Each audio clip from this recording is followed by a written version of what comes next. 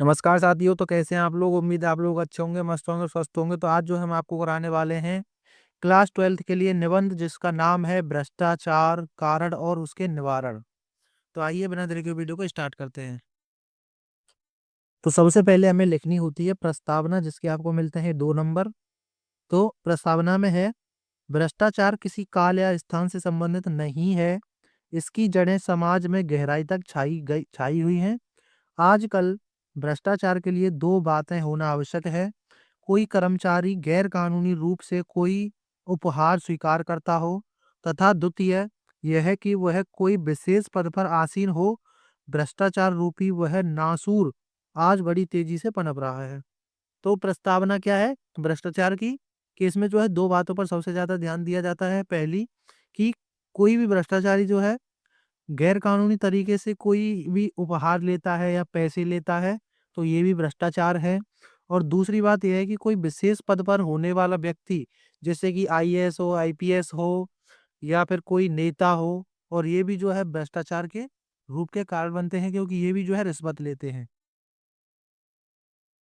अब आता है हमारा कि भ्रष्टाचार का अर्थ, यानी कि भ्रष्टाचार का अर्थ क्या होता है। तो भ्रष्टाचारी व्यक्ति सदैव सेवा और सहयोग की भावना को बहुत ही नाटकीय ढंग से पेश करता है।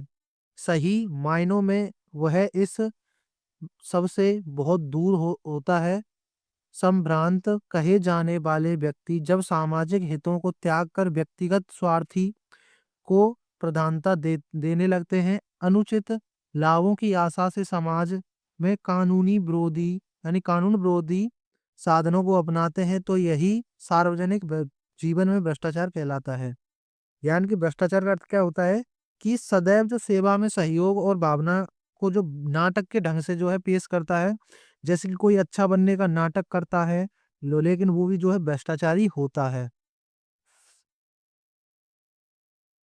और भ्रष्टाचार के अर्थ में और भी कुछ बातें हैं, जिनमें भ्रष्ट आचरण अर्थात स्तर से गिरा हुआ आचरण।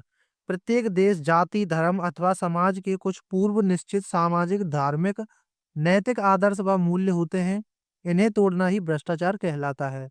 भ्रष्टाचार के उदाहरण हैं रिश्वत, मुनाफाखोरी, मिलावट करना, भाई भतीजावाद करना या काला धन रखना। तो ये भी जो है सभी भ्रष्टाचार के क्या है, अर्थ हैं। और भ्रष्टाचार का मतलब होता है कि स्तर से गिरा हुआ, यानी कि अपने आचरण से गिरा हुआ एकदम नीच आदमी, उसी को जो है भ्रष्टाचारी कहते हैं। और भ्रष्टाचार में जो है प्रत्येक देश में जो है जाति, धर्म, समाज, लिंग आदि यानी धार्मिक आदर्शों, सामाजिक आदर्शों, नैतिक आदर्शों को लेकर होता है, और इन्हें तोड़ना ही भ्रष्टाचार कहलाता है। और भ्रष्टाचार के उदाहरण है रिश्वत है, मुनाफाखोरी है, मिलावट है। तो ये सभी जो है भ्रष्टाचार के उदाहरण हैं। अब आता है भारत में बढ़ता भ्रष्टाचार, यानी कि भारत में भ्रष्टाचार कैसे बढ़ रहा है।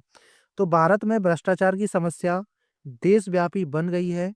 जीवन का कोई क्षेत्र इससे अछूत नहीं रह गया है। स्वर्गीय विनोबा भावे के शब्दों में तो आज भ्रष्टाचार ही शिष्टाचार बन गया है। विभिन्न कार्यालयों में अपना काम करवाने के लिए, कोई परमिट लेने के लिए, विदेश जाने के लिए, व्यापार में अधिक धन कमाने के लिए, यहाँ तक कि परीक्षा में पास होने के लिए या हत्या करके छूटने के लिए भी आज भ्रष्ट तरीकों का सहारा लिया जाता है। यानी कि पैसे देकर लोग जो है परीक्षा में पास होते हैं, हत्या देकर जो है जेलों से छूट जाते हैं, और लोगों का नैतिक चरित्र गिर चुका है। राष्ट्रीय हितों को ताक कर रखकर केवल स्वार्थ पूर्ति की जा रही है। तो आजकल भारत दुनिया का सबसे बड़ा, मुझे तो लगता है कि दुनिया का सबसे बड़ा भ्रष्टाचारी देश भारत ही है।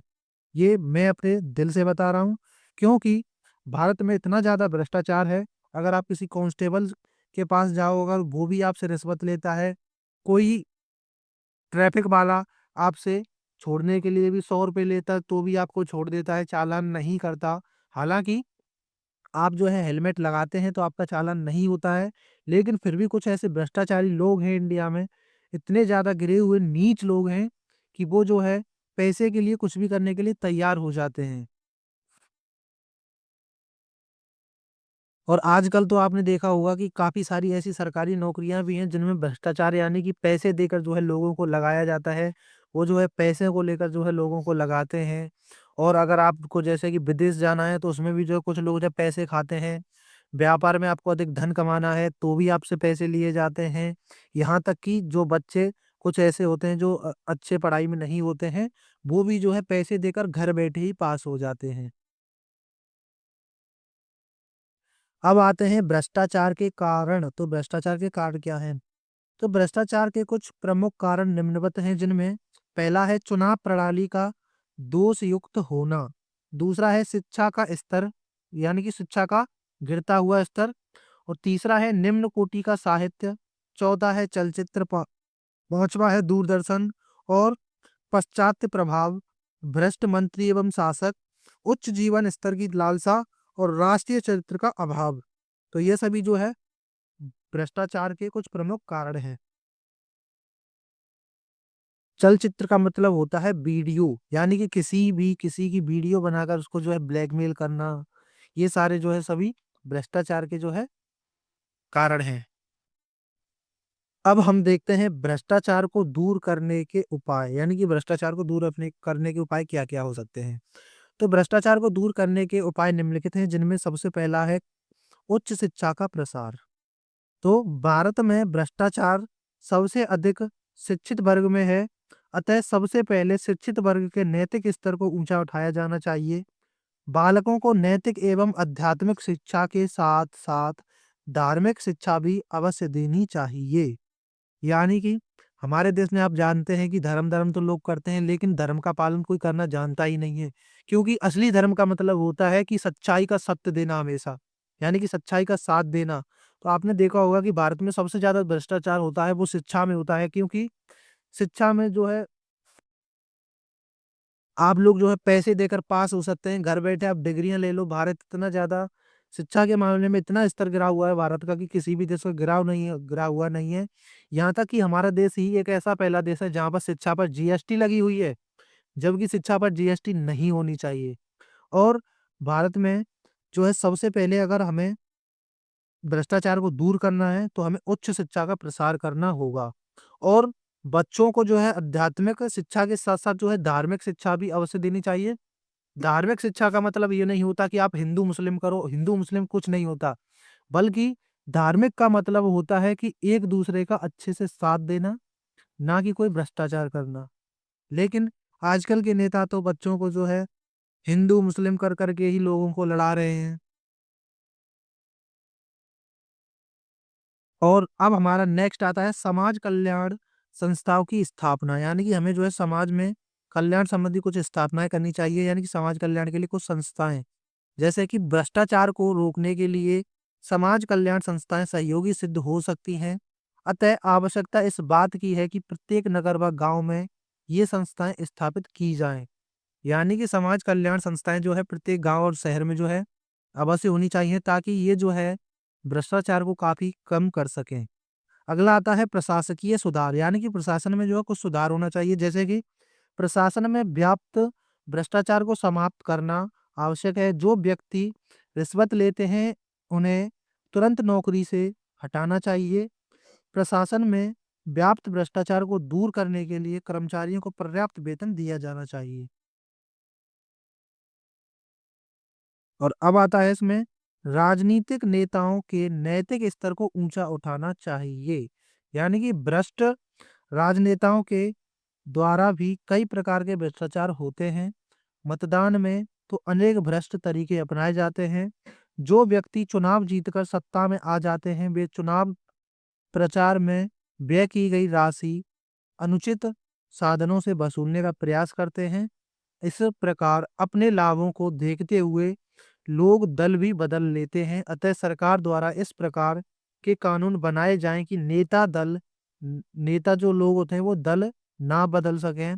प्रत्येक नेता सच्चा, ईमानदार, कर्तव्यनिष्ठ और जनता का हित चाहने वाला होना चाहिए, ना कि एक ऐसा कि जो कि लोगों को धर्म के नाम पर लड़ाए, उनमें जो है लड़ाई करवाए या उन्हें मरवाए। तो ये जो है बिल्कुल भी अच्छा नहीं होता है कि धर्म के नाम पर आपस में लड़ना। बल्कि नेता तो वो होता है जो कि एक सच्चा हो, ईमानदार हो और अपने कर्तव्यनिष्ठ हो और जनता का हित चाहने वाला हो, वही होता है असली नेता। और अब आता है नेक्स्ट, पुलिस विभाग में सुधार। तो पुलिस विभाग में जो है कुछ सुधार करने चाहिए, जैसे कि पुलिस विभाग में व्याप्त भ्रष्टाचार को समाप्त करने के लिए आवश्यक है कि शिक्षित व्यक्तियों को पुलिस सेवाओं में जाने के लिए प्रेरित करना चाहिए। उन्हें इस प्रकार की शिक्षा देनी चाहिए कि उनका कार्य जनता की भलाई के लिए कार्य करना हो। यानी कि आप जानते हैं हमारे यहाँ पर जो है पुलिस शिक्षा में भी बिल्कुल जो है यानी कि पुलिस का जो विभाग है उसमें अच्छी तरह सुधार नहीं है। क्योंकि आजकल सबसे ज़्यादा जो भ्रष्टाचार होता है वो पुलिस के माध्यम से ही हो रहा है। क्योंकि पुलिस वाले लोग जो है रिश्वत इतनी लेते हैं कि आप सोच भी नहीं सकते। तो इसीलिए जो है हमारा देश इतना पीछे है। और अब पॉइंट आता है कि दंड व्यवस्था में सुधार। तो यानी कि जो है दंड व्यवस्था में भी सुधार करना चाहिए, जैसे कि भ्रष्टाचार को दूर करने के लिए आवश्यक है कि दंड व्यवस्था में सुधार किया जाए। जो सरकारी कर्मचारी भ्रष्टाचार में लिप्त पाए जाएं, उनका स्थानांतरण करने के स्थान पर नौकरी से ही निकाल दिया जाना चाहिए और कड़ी कार्यवाही की जानी चाहिए। ऐसा करने से ही व्यक्तियों में भ्रष्टाचार के प्रति भय उत्पन्न होता है, वे गलत कार्यों से दूर रहेंगे। तो इसमें जो है जो लोग भ्रष्टाचार करते हैं या कोई रिश्वत लेते हैं तो उनको जो है तुरंत की तुरंत उनका ट्रांसफ़र करने की जगह जो है, उनको जो है नौकरी से निकाल देना चाहिए, ताकि लोग जो है अपने कर्तव्य का अच्छे से पालन कर सकें। और अब इस सब में सबसे लास्ट हेडिंग आती है हमारी उपसंहार, यानी कि हमने इससे क्या सीखा? तो भ्रष्टाचार देश की सबसे गंभीर समस्या है। देश के अस्तित्व के लिए यह सबसे बड़ी चुनौती है। अपने देश की शिक्षा, प्रगति व राष्ट्रीय मूल्यों को बचाए रखने के लिए इस समस्या का युद्ध स्तर पर समाधान आवश्यक है। तो ये जो है अब ये हमारा निबंध यहीं पे समाप्त होता है। अगर आपको निबंध वास्तव में पसंद आया है तो प्लीज़ वीडियो को लाइक कर देना। अगर आप इस चैनल पर नए हो तो चैनल को सब्सक्राइब कर देना और अपने दोस्तों के पास ज़रूर शेयर कर देना। तो मिलते हैं नेक्स्ट वीडियो में, तब तक के लिए जय हिंद, वंदे मातरम।